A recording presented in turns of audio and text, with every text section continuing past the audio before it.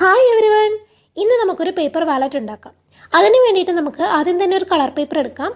എന്നിട്ട് അത് നേരെ സെൻറ്ററിൽ നിന്ന് ഇതുപോലെ മടക്കി കൊടുക്കാം.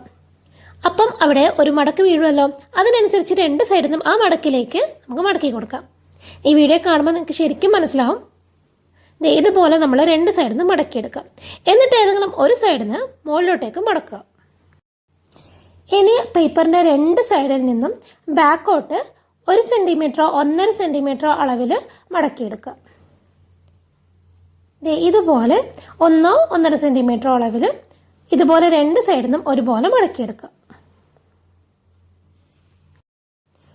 ഇപ്പം നിങ്ങൾക്ക് ഇതുപോലെ കിട്ടും. ഇനി നമ്മൾ വേണ്ടത്, നമ്മൾ നേരത്തെ മടക്കി വെച്ച അതിൻ്റെ നേരെ ബാക്കിലായിട്ട് കുറച്ച് ഗമ്മ തേച്ചിട്ട് നേരെ ഓപ്പോസിറ്റ് സൈഡിലോട്ട് മടക്കി ഒട്ടിച്ചു കൊടുക്കാം. അപ്പം ഞാൻ പറയുന്നത് മനസ്സിലാവുന്നില്ലെങ്കിൽ വീഡിയോ കാണുമ്പോൾ നിങ്ങൾക്ക് മനസ്സിലാവും എങ്ങനെയാണ് ചെയ്യേണ്ടതെന്ന്.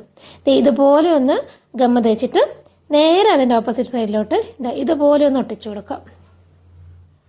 നമ്മുടെ വാലറ്റിൻ്റെ പണി ഇപ്പോൾ ഏകദേശം കഴിയാറായിട്ടുണ്ട്. ഇങ്ങനെയാണ് വാലറ്റ് ഇരിക്കുന്നത്. ഇനി ഇത് നേരെ ഇതുപോലെ ഒന്നുകൂടെ മടക്കി കൊടുക്കാം.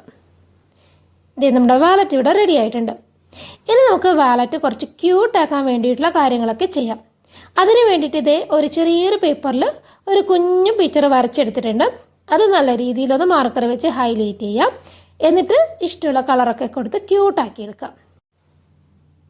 ഇതിൻ്റെ കൂടെ തന്നെ നമുക്ക് വേറൊരു ഇതേ സെയിം കളറിൽ പേപ്പറിൻ്റെ ചെറിയൊരു പോർഷൻ ഇതുപോലെ നമ്മൾ കട്ട് ചെയ്തെടുക്കണം കേട്ടോ. ഓക്കെ, നമുക്ക് നമ്മൾ വരച്ച പിക്ചർ ഇതുപോലെ നല്ല രീതിയിലൊന്ന് കളർ ചെയ്തിട്ട് കട്ട് ചെയ്തെടുക്കാം. കട്ട് ചെയ്യുമ്പം നമ്മൾ വരച്ചതിൽ നിന്നും കുറച്ച് വിട്ടിട്ട് വേണം കട്ട് ചെയ്യാൻ വേണ്ടിയിട്ട്. അപ്പോഴാണ് കൂടുതലും ഭംഗിയുണ്ടാവുക. ഇപ്പോൾ ക്യൂട്ടായിട്ടുള്ള പിക്ചർ നമ്മൾ സ്റ്റിക്കേഴ്സൊക്കെ ഉണ്ടാക്കുമ്പോൾ എപ്പോഴും അതുപോലെയാണ് കട്ട് ചെയ്യേണ്ടത്.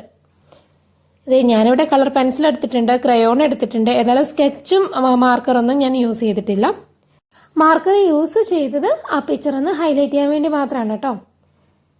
അങ്ങനെ നമ്മൾ പിക്ചറൊക്കെ റെഡി ആയിട്ടുണ്ട്. ഇനി നമുക്കിതൊന്ന് കട്ട് ചെയ്ത് കൂടെ എടുക്കാം. നിങ്ങൾക്ക് ഇഷ്ടമുള്ള പിക്ചർ വരച്ചു കൊടുക്കാം കേട്ടോ. അപ്പോൾ അത് കട്ട് ചെയ്തിട്ട് നമ്മൾ വാലറ്റിൻ്റെ ഏതെങ്കിലും ഒരു സൈഡിലോട്ട് ഇതുപോലെ ഒന്ന് ഒട്ടിച്ചു കൊടുക്കാം.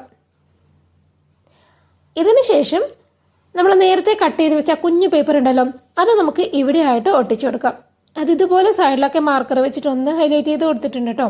ഇനി ഇതിൻ്റെ നേരെ ബാക്ക് സൈഡിൽ ഇതുപോലെ രണ്ടറ്റത്ത് ഗ്ലൂ തേച്ചിട്ട് സെയിം കളറിൽ തന്നെ ഒരു കുഞ്ഞു പേപ്പർ കൂടെ കട്ട് ചെയ്തിട്ട് ഇതുപോലെ ഒട്ടിച്ചു കൊടുക്കാം. നമുക്ക് വാലറ്റ് ക്ലോസ് ചെയ്യാൻ വേണ്ടിയിട്ടാണ് ഇങ്ങനെ ചെയ്യുന്നത്. ഇതുപോലെ നമുക്ക് വാലറ്റ് ക്ലോസ് ചെയ്തെടുക്കാം. അങ്ങനെ നമ്മുടെ ക്യൂട്ടായിട്ടുള്ള വാലറ്റ് ഇവിടെ റെഡി ആയിട്ടുണ്ട്. ഈ വീഡിയോ നിങ്ങൾക്ക് ഇഷ്ടമായെങ്കിൽ എന്ത് തന്നെയാലും കമൻറ്റ് ചെയ്യാൻ മറക്കരുത്. ഇതുപോലുള്ള വീഡിയോസ് വേണമെങ്കിൽ ചാനലൊന്ന് സബ്സ്ക്രൈബ് ചെയ്ത് സപ്പോർട്ട് ചെയ്യണേ. ഇനിയും ഇതുപോലുള്ള വീഡിയോസ് കാണാമല്ലോ. ഇനിയിപ്പോൾ നിങ്ങൾക്ക് കമൻറ്റ് ചെയ്യാൻ മടിയാണെങ്കിൽ ഒരു ലൈക്കെങ്കിലും ചെയ്യാമല്ലോ. അപ്പോൾ ലൈക്ക് ചെയ്യുക, ഷെയർ ചെയ്യുക, സബ്സ്ക്രൈബ് ചെയ്യുക. ഇനിയും ഇതുപോലുള്ള ക്യൂട്ട് വീഡിയോസുമായിട്ട് നമുക്ക് വീണ്ടും കാണാം. അതുവരേക്കും ബൈ.